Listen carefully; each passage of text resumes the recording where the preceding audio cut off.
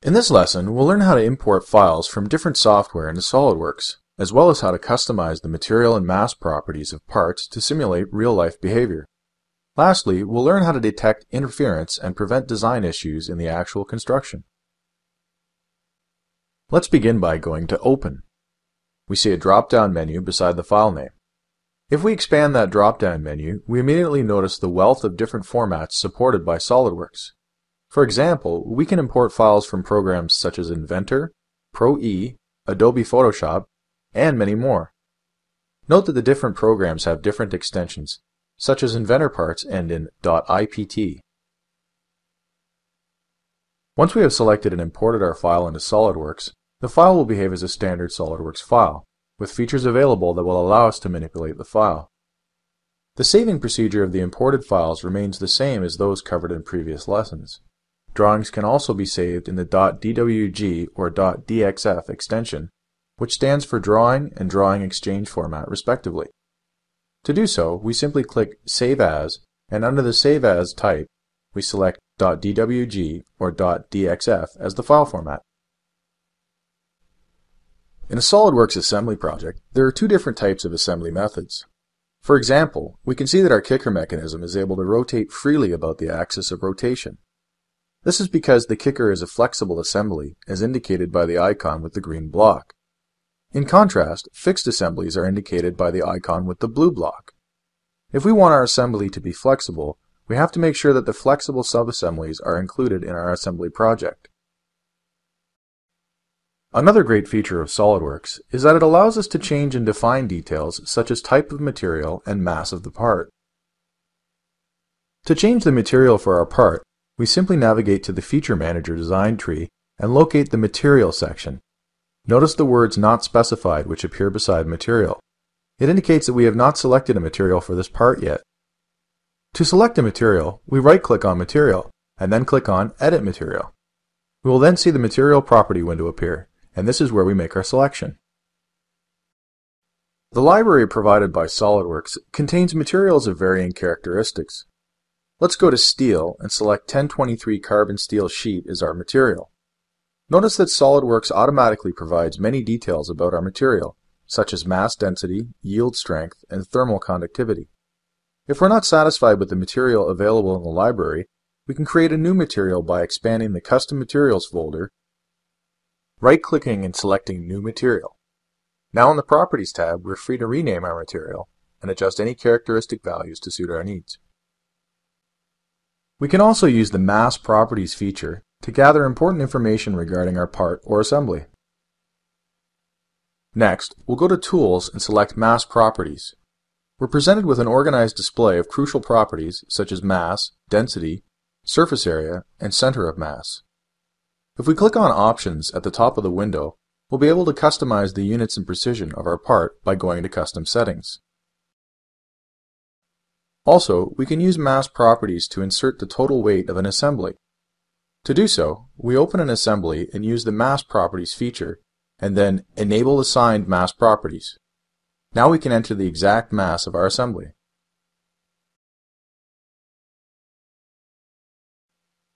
Let's switch gears and learn about the interference detection feature available in SOLIDWORKS.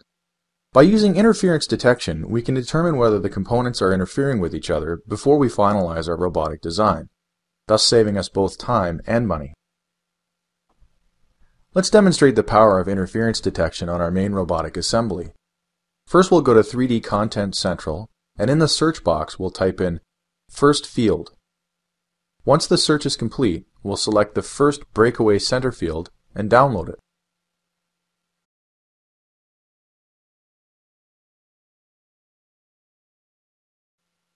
Now that the download is complete, we'll create a new assembly project, import the field and our robot, and place them approximately as shown.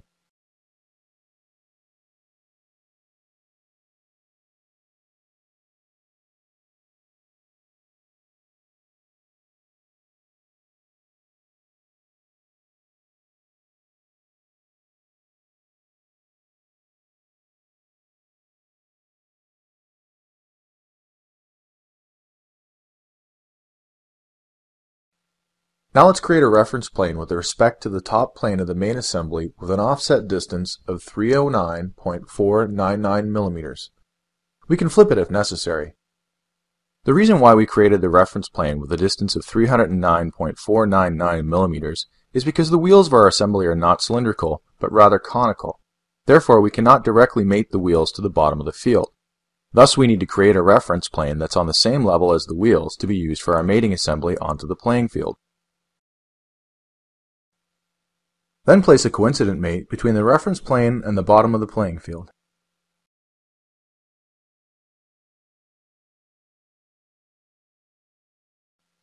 Then we'll create a distance mate of 275 millimeters between the front planes of the main assembly and the field.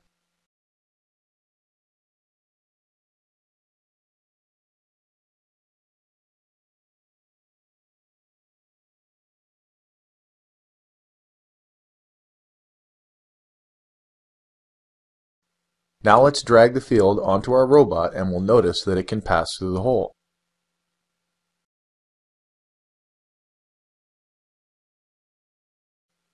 Let's give our robot an angle entering the field and observe what happens.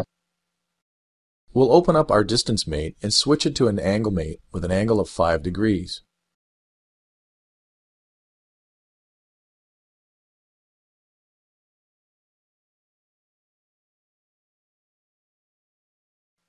Now we'll slide our robot onto the playing field and run the interference detection.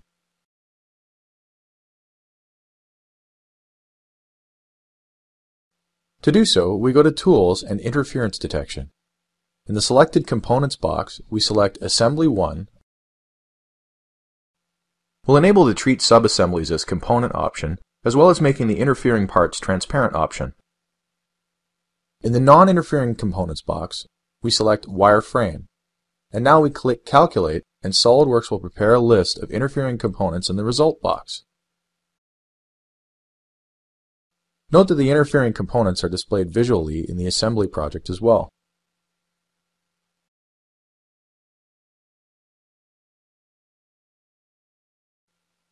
In this lesson, we learned about importing files of another format into SolidWorks. We also learned how to customize the materials, mass properties, and interference detection of our projects in order to simulate their behavior in reality. This concludes the series of video lessons on using SolidWorks for designing and constructing robots. For more information on SolidWorks, please go to www.solidworks.com/education. Thank you for watching, and best of luck to your team in future competitions.